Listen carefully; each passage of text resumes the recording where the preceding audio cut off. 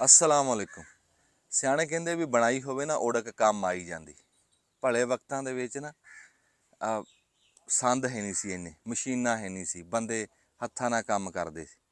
ਫਿਰ ਦੇਖਿਆ ਵੀ ਕੰਮ ਬਹੁਤਾ ਵੀ ਇਕੱਲਾ ਬੰਦਾ ਪੂਰਾ ਨਹੀਂ ਆ ਸਕਦਾ। ਫਿਰ ਉਹ ਇੱਕ ਦੂਏ ਦੀ ਵੰਗਾਰ ਕੱਢਦੇ ਸੀ ਵੀ ਅੱਜ ਤੇਰੇ ਕੋਠੇ ਲਿਪਣੇ ਆ, ਚੱਲ ਵੀ ਸਾਰੇ ਤੇਰੇ ਵੱਲ, ਸਵੇਰੇ ਮੇਰੇ ਲਿਪਣੇ, ਇੱਦਾਂ ਵੰਗਾਰ ਤੇ ਹੁਣ ਕੋਈ ਫਸਲ ਬਾੜੀ ਬੀਜਣੀ, ਉਹ ਸ਼ਾਮਾਂ ਨੂੰ ਜਾ ਕੇ ਦੱਸ ਦਿੰਦੇ ਸੀ ਘਰਾਂ 'ਚ ਵੀ ਸਵੇਰੇ ਮੇਰੇ ਵੱਲ ਵੰਗਾਰ ਆ ਵੀ ਢੱਗੇ ਲੈ ਕੇ ਪਹੁੰਚ ਜਿਓ।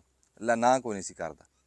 ਫਿਰ ਤੜਕੇ ਕੁੱਕੜ ਨੇ ਬਾਂਗ ਦੇਣੀ, ਫਿਰ ਮੌਲਵੀ ਨੇ ਦੇਣੀ, ਫਿਰ ਉਹ ਢੱਗਿਆਂ ਦੇ ਗਲਾਂ ਦੀਆਂ ਟੱਲੀਆਂ ਖੜਕ ਜਾਂਦੀਆਂ ਸੀ। ਕੁੱਕੜ ਦੀ ਮੌਲਵੀ ਜਿੰਨੀ ਇੱਜ਼ਤ ਹੁੰਦੀ ਸੀ। ਤਾਂ ਬੰਦਿਆਂ ਨੇ ਜੋਗਾਂ ਲੈ ਕੇ ਖੇਤਾਂ 'ਚ ਪਹੁੰਚ ਜਾਣਾ, ਫਿਰ ਹਾਸੇ ਮਖੌਲ ਕਰਨੇ, ਹੁਜਤਾਂ ਕਰਨੀਆਂ, ਅਤੇ ਇੰਨੇ 'ਚ ਕੰਮ ਵੀ ਹੋ ਜਾਣਾ, ਪਤਾ ਵੀ ਨਾ ਲੱਗਣਾ। ਫਿਰ ਜਿਹੜੀਆਂ ਜਨਾਨੀਆਂ ਸੀ ਉਹ ਖੇਤਾਂ 'ਚ ਤਾਂ ਕੰਮ ਨਹੀਂ ਸੀ ਕਰਾਉਂਦੀਆਂ, ਉਹ ਘਰੇ ਹੀ ਉਹਨਾਂ ਨੇ ਫਿਰ ਵੰਨ ਪਵੰਨੀਆਂ ਰੋਟੀਆਂ ਪਕਾਉਣੀਆਂ ਵੀ ਆਲੂ ਗੋਸ਼ਤ ਸ਼ੋਰੇ ਵਾਲਾ ਪਕਾ ਲਿਆ, ਕੋਈ ਕੜਾਹ ਪਕਾ ਲਿਆ, ਜ਼ਰਦਾ ਪਕਾ ਲਿਆ, ਉਹ ਮਗਰ ਰੋਟੀ ਪਕਾਉਣੀ। ਫਿਰ ਬਾਲਾਂ ਦਾ ਕੰਮ ਸੀ ਵੀ ਉਹ ਸਿਰਾਂ 'ਤੇ ਧਰ ਕੇ ਲੱਸੀ ਦੇ ਚਰਵੇ ਅਤੇ ਉਹ ਖੇਤਾਂ 'ਚ ਲੈ ਕੇ ਉਹਨਾਂ ਨੂੰ ਪਹੁੰਚਾਉਣੇ। ਸਾਰਾ ਮੈਂ ਕਹਿੰਦਾ ਟੱਬਰ ਹੀ ਰੁੱਝਿਆ ਹੁੰਦਾ ਸੀ। ਫਿਰ ਇਹ ਸਾਂਝ ਜਿਹੜੀ ਸੀ ਨਾ, ਇਹ ਵੰਗਾਰ ਸਿਰਫ ਖੇਤਾਂ ਤੱਕ ਨਹੀਂ ਸੀ, ਘਰਾਂ ਦੇ ਵਿੱਚ ਦੁੱਖ ਸੁੱਖ ਦੀ ਵੀ ਵੰਗਾਰ ਹੁੰਦੀ ਸੀ, ਉਹ ਵੀ ਸਾਂਝੇ ਹੁੰਦੇ ਸੀ।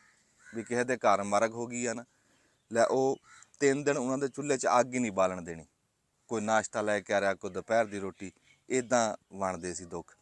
ਕਿਸੇ ਦੀ ਸ਼ਾਦੀ ਆ, ਉਹਨਾਂ ਦੇ ਘਰ ਹੁੱਕੇ ਧਰ ਧਰ ਕੇ ਲਿਆਣੇ, ਪ੍ਰਾਹੁਣਿਆਂ ਨੂੰ ਨਾਲ ਲੈ ਜਾਣਾ ਆਪਣੀ ਆਪਣੀ ਬੈਠਕਾਂ 'ਚ, 2 2 4 4, ਉਹ ਵੀ ਨਾ ਪਤਾ ਲੱਗਣਾ, ਵਿਆਹ ਵਾਲੇ ਨੂੰ ਵੀ ਵਿਆਹ, ਇੱਦਾਂ ਧੀ ਪੁੱਤ ਵਿਆਹ ਦੇਣੇ। ਐਸਾ ਕੋਈ ਭਲੇ ਦਾ ਦੌਰ ਸੀ। ਮੈਂ ਕਹਿੰਦਾ ਪੂਰਾ ਪਿੰਡ ਇੱਕ ਦੂਏ ਨੂੰ ਜਾਣਦਾ ਸੀ, ਬੰਦੇ ਬੰਦਿਆਂ ਨੂੰ, ਜਨਾਨੀਆਂ ਨੂੰ ਪਤਾ ਸੀ ਵੀ ਆਹ ਫਲਾਣਾ ਫਲਾਣੇ ਦਾ। ਐਸਾ ਜਿੱਦਾਂ ਇੱਕ ਕੁਨਬਾ ਹੁੰਦਾ ਨਾ, ਇੱਦਾਂ ਸਾਡੇ ਪਿੰਡ ਹੁੰਦੇ। ਮੈਂ ਕਹਿੰਦਾ ਐਡੇ ਭਲੇ ਮਾਨਸ ਲੋਕ ਸੀ। ਸਾਡੇ ਇੱਥੇ ਦੱਸਦੇ ਆ, ਕੋਈ ਬੀਬੀ ਨਾ ਲਾਰੀ 'ਚ ਬਹਿ ਕੇ ਜਾ ਰਹੀ ਸੀ, ਕੋਈ ਨਾਲ ਦੀ ਸੀਟ 'ਤੇ ਆ ਕੇ ਕੋਈ ਕਿਸੇ ਹੋਰ ਥਾਂ ਦੀ ਬੀਬੀ ਆ ਕੇ ਬਹਿ ਗਈ। ਲੈ ਉੱਥੇ ਹੀ ਉਹ ਸਹੇਲੀਆਂ ਬਣੀਆਂ, ਉੱਥੇ ਹੀ ਉਹਨਾਂ ਨੇ ਧੀ ਪੁੱਤ ਦਾ ਰਿਸ਼ਤਾ ਕਰ ਲਿਆ। ਲੈ ਹੁਣ ਉਹ ਗਾਂ ਦੋਤੇ ਪੋਤਿਆਂ ਲਈ ਉਹ ਐਡਾ ਕਾਮਯਾਬ ਰਿਹਾ ਰਿਸ਼ਤਾ। ਇੱਦਾਂ ਰਿਸ਼ਤਾ ਕਰਨਾ। ਇੱਥੇ ਚੰਗੇ ਚੰਗੇ ਭਲਿਆਂ ਦੇ ਉਹ ਨਾਈ ਦੇ ਹੱਥ ਸੁਨੇਹਾ ਘਲਾ ਕੇ ਰਿਸ਼ਤੇ ਹੋਏ। ਲੋਕਾਂ ਨੂੰ ਉਦੋਂ ਪਤਾ ਲੱਗਿਆ ਜਦੋਂ ਗੰਢਾਂ ਪਈਆਂ, ਛੁਹਾਰੇ ਗਏ ਘਰਾਂ ਦੇ ਵਿੱਚ ਲੋਕ। ਐਸੇ ਭਲੇ ਆਹ ਦੇਖਾ ਦੇਖੀ ਅਤੇ ਆਹ ਖਰਚੇ, ਇਹ ਤਾਂ ਹੁਣ ਹੋਇਆ ਸਾਰਾ ਕੁਝ ਸ਼ੁਰੂ। ਫਿਰ ਐਸਾ ਕੋਈ ਟਾਈਮ ਆਇਆ ਨਾ ਵੀ ਤਰੱਕੀ ਦਾ ਦੌਰ ਆ ਗਿਆ, ਤਲੀਮ ਦਾ ਦੌਰ ਆ ਗਿਆ, ਮੋਬਾਇਲ ਦਾ ਦੌਰ ਆ ਗਿਆ। ਫਿਰ ਬੰਦਿਆਂ ਨੂੰ ਦੂਰ ਦੂਰ ਦੀਆਂ ਖਬਰਾਂ। ਇੱਥੇ ਸਟੇਸ਼ਨ 'ਤੇ ਮੁੰਡਾ ਬੈਠਾ, ਮੈਂ ਕੋਲੋਂ ਲੰਘਿਆ ਜਾਵਾਂ, ਕਹਿੰਦਾ ਬਾਈ ਤੈਨੂੰ ਪਤਾ ਕਿ ਅਮਰੀਕਾ 'ਚ ਗੜੇ ਪੈ ਗਏ।